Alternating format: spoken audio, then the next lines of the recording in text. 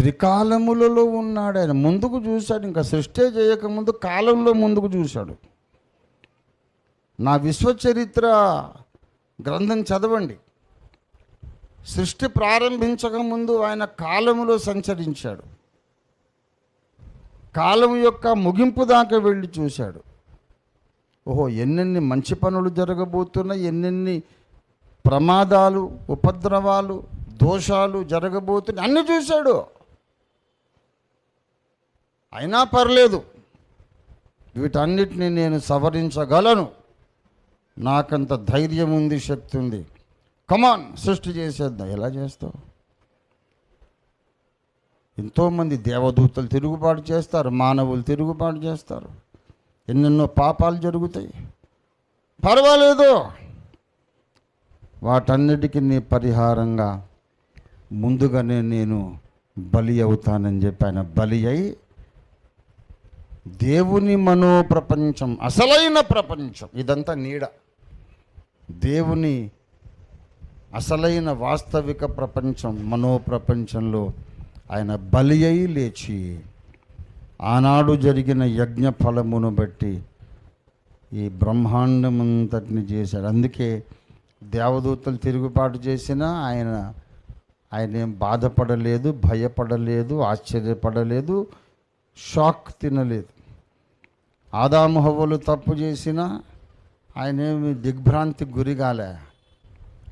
నువ్వు నేను తప్పు చేసినా, అరే నువ్వు పుట్టకముందే నీ పాపములన్నిటికీ పరిహారము నేను సిద్ధపరిచాను అని ఆయన ప్రశాంతంగా ఉన్నాడు.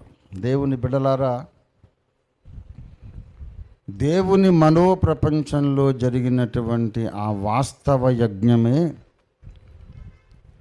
దేవుని బిడ్డలారా కాలములో ప్రవేశించి గొల్గొతా కొండ మీద, కల్వరి కొండ మీద, సిలువ మ్రాను మీద ఆయన దాన్ని మరలా సేమ్ చిన్న స్కిట్ మళ్ళీ ప్లే చేసినట్టు చేశాడు. దేవునికి స్తోత్రం కలుగునుగాక. హల్లెలూయా. స్కిట్ బాగుంటే వన్స్ మోర్ అని అరుస్తాం కదా, అలాగనమాట. వాస్తవ యజ్ఞం ఎప్పుడో జరిగింది, తర్వాత దాని యొక్క పునశ్చరణం కల్వరి కొండ మీద జరిగింది. దేవునికి స్తోత్రం కలుగునుగాక. హల్లెలూయా, హల్లెలూయా. ఎరిగియుంటివే యెహోవా యేసుక్రీస్తునందు నన్ను ఎరిగియుంటివే, ఎరిగియుంటివే యెహోవా యేసుక్రీస్తునందు నన్ను ఎరిగియుంటి. భూమి పునాది వేయకముందే, భూమి పునాది వేయకముందే, ఆకాశము సహాలేకున్నప్పుడే, ఇలా పర్వతములు నిలువకముందే, కనబడు ప్రతిదీ కలుగకముందే ఎరిగియుంటివే యెహోవా యేసుక్రీస్తునందు నన్ను పరమున కూటము జరుగకముందే, పరమున కూటము జరుగకముందే, రక్షణ వెలుగు కురాకున్నప్పుడే, ప్రాయశ్చిత్తపు బలి కానప్పుడే, యేసు రూపమిల ఏర్పడ నిల్చితివే యెహోవా యేసుక్రీస్తునందు నన్ను నిర్ణయించితి. ఆదామవ్వల చేయకముందే, ఆదామవ్వల చేయకముందే, పరముహనోకు తరలకముందే,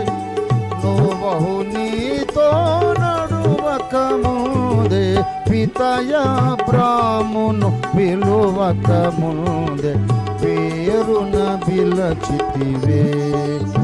యెహోవా యేసుక్రీస్తు నందు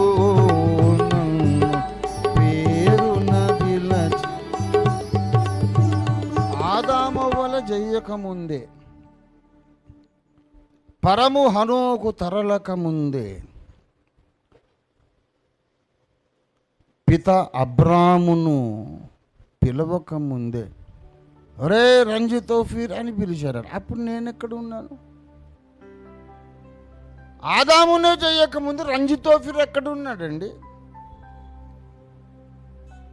నీ పేరు పిలిచాడు, అందుకని నువ్వు ఇక్కడ కూర్చున్నావు. నీ పేరు పిలిచాడు. ఊరికన్నా నువ్వు రాలే ఇక్కడికి. ఆదామునే సృష్టించక ముందు నిన్ను పిలిచాడు, నిన్ను ఎరిగాడు. అందుకే నువ్వు ఇక్కడికి వచ్చావు.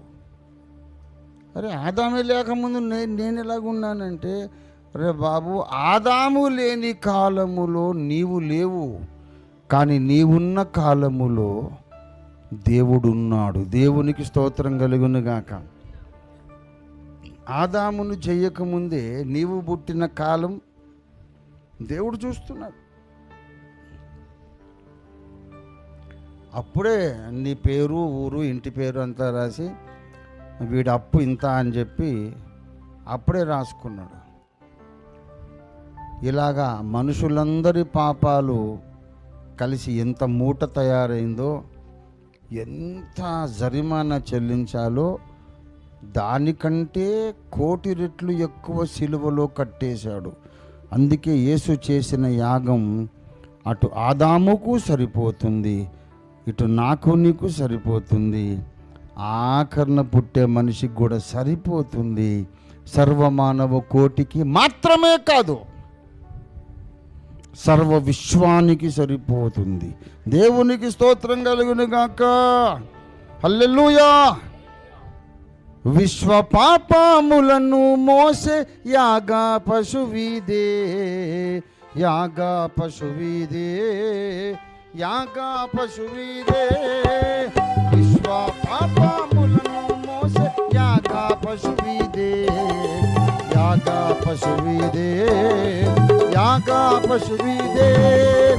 కోసి చీల్చి వధయై పారే యేసు రక్తము, కోసి చీల్చి వధయై పారే యేసు రక్తము, యేసు రక్తము, యేసు రక్తము, యేసు రక్తము, యేసు రక్తము, యేసు రక్తము, యేసు రక్తము, యేసు రక్తము, యేసు రక్తము. పొర్లి పొర్లి పారుతుంది అరుణ నది కల్వారిలో, పొర్లి పొర్లి కల్వరిలో పారుచున్న యేసు స్వామి రుధిరము, రక్తము సకల బ్రహ్మాండములు ఉండే 1,000,000 ప్రపంచాలకు సరిపోతుంది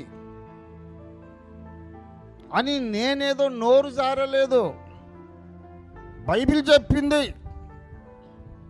కొలస్సీ పత్రిక 1వ అధ్యాయము 19-20 వచనాలు. ఆయన యందు సర్వ సంపూర్ణత నివసింపవలెనని. హల్లెలూయా. ఆయన శిలువ రక్తము చేత ఏమి చేసి సంధి సంధి సంధి చేసి, ఆయన ద్వారా సమస్తం, అవి భూలోకమందున్నవైనను పరలోకమందున్నవైనను, వాటన్నిటినీ యేసుక్రీస్తు ద్వారా తనతో సమాధానపరుచుకోవాలని తండ్రి అభీష్టమైన. భూమి మీద ఉన్నవన్నీ ఎవరి ద్వారా తండ్రితో సమాధానపడాలి? యేసు రక్తము ద్వారా. పరలోకములో ఉన్నవి కూడా ఎవరి ద్వారా సమాధానపడాలి? యేసయ్య రక్తం మొత్తం బ్రహ్మాండానికి అవసరం. దేవునికి స్తోత్రం కలుగును గాక. హల్లెలూయా. మొత్తం విశ్వం లెక్కంతా చూసుకున్నాడు. విశ్వం లెక్కంతా చూసుకొని వెరీ సింపుల్, జరగడానికి అవకాశం ఉన్నన్ని ఎన్ని పాపాలు, ఎన్ని అప్పులు, వాటి రుణము, వాటి విలువ ఎంత అంటే 1 కోటి రూపాయలు సరిపోతే తండ్రి అన్నాడు అనుకో. అంటే కోటి అంటే ఎంతరా? 1 పక్కన 7 సున్నాలు. 7 సున్నాలు ఏమిటా తిక్కలోడా? 70 సున్నాలు రాయిపో అని చెక్ రాసి ఇచ్చేసి.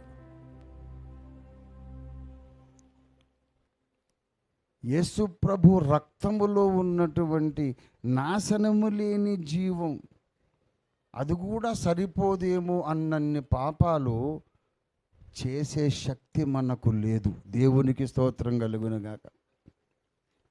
అన్ని తప్పులు నువ్వు చేయడం నీకు చేత కాదు. నువ్వెన్ని చేయగలవో, నీ బ్రతుకెంత? 100 సంవత్సరాలు, రోజు 1,00,000 పాపాలు చేయగలవా?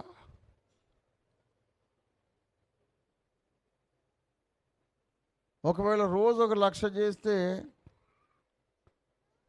అప్పుడు 100 సంవత్సరాలకు లెక్కేసుకో, ఒక ఫిగర్ వస్తుంది కదా. అబ్బో, ఇన్ని రూపాయలు జరిమానా చెల్లించాలి అనుకొని యేసయ్య రాసిన చెక్కు చూసావనుకో, నువ్వు అనుకున్న ఫిగర్కు పక్కన ఇంకా 100 సున్నాలు ఉంటాయి. దేవునికి స్తోత్రం కలుగునుగాక. హల్లెలూయా. అందుకే సృష్టికి పూర్వమే బలి అయిన దేవుడు సృష్టి జరిగిన తర్వాత యజ్ఞ పశువుగా శిలువలో ప్రత్యక్షమైన దేవుడు మన యేసునాథుడు. ఆయనే వేదవేద్యుడు. దేవునికి స్తోత్రం కలుగునుగాక. హల్లెలూయా. గనుక